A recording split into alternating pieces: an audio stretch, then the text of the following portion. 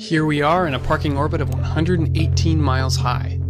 After orbiting the Earth 2 or 3 times and confirming all systems are good, it's time to ignite the third stage one more time for about 6 minutes. We call this the translunar injection.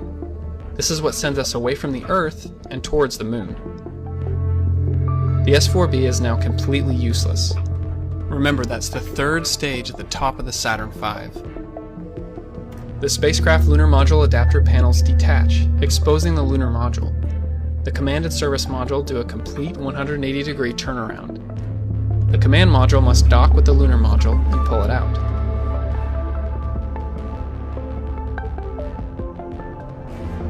In space, temperatures are a lot more extreme. There was a real danger of parts of the spacecraft freezing or other parts getting too hot. To prevent this, the spacecraft was now put into a slow roll, so that there was an even heat distribution. This was called passive thermal control, but also nicknamed the barbecue roll. If we ignore the Moon, this is what our flight path will look like. We're still orbiting the Earth, but we're in the shape of an ellipse, heading all the way out into the middle of nowhere. With the Moon, however, everything starts to make a little more sense. At the time of launch, the Moon is about here. During the next 3 days, their paths converge. Just to be clear, this is the Earth and the Moon drawn to scale. I animated out of scale so it's easier to see the flight paths. So, the Moon's gravity changes where the spacecraft flies. This is called a free return trajectory. If something were to go wrong with the engines, the astronauts would still be able to get home. On the other hand, if all systems are go, it's now time to enter lunar orbit. This is called the lunar orbit insertion. As the spacecraft passes behind the Moon, the service module engine was fired up for about 6 minutes to slow the spacecraft down. At times like this, they would lose contact with mission control because they are on the far side of the Moon. Unfortunately, this is where a lot of important events happen.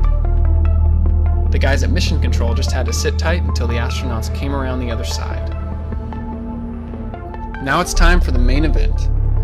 When the astronauts are ready, 2 of them get into the lunar module and get ready to land on the Moon. One of them stays behind and continues to orbit the Moon. Side note, the lunar module was usually just called the LEM, and when the command module and service module were together, they were usually referred to as the CSM. The LEM now extends its legs. After making sure everything still checks out, the LEM separates from the CSM. The LEM must get to a safe distance of about 2 miles away before firing the descent engine.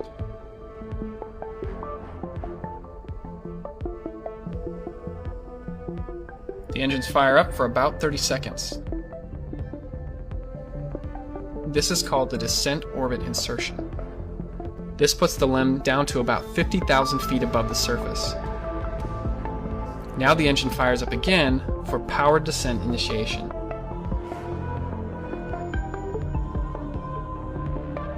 The windows are initially pointed down,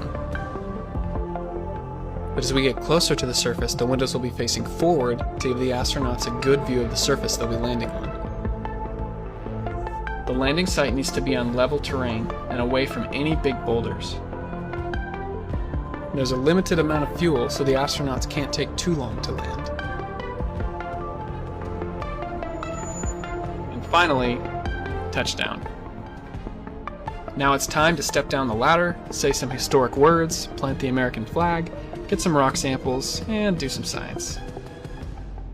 After the lunar stay was over, it's time to take off from the surface.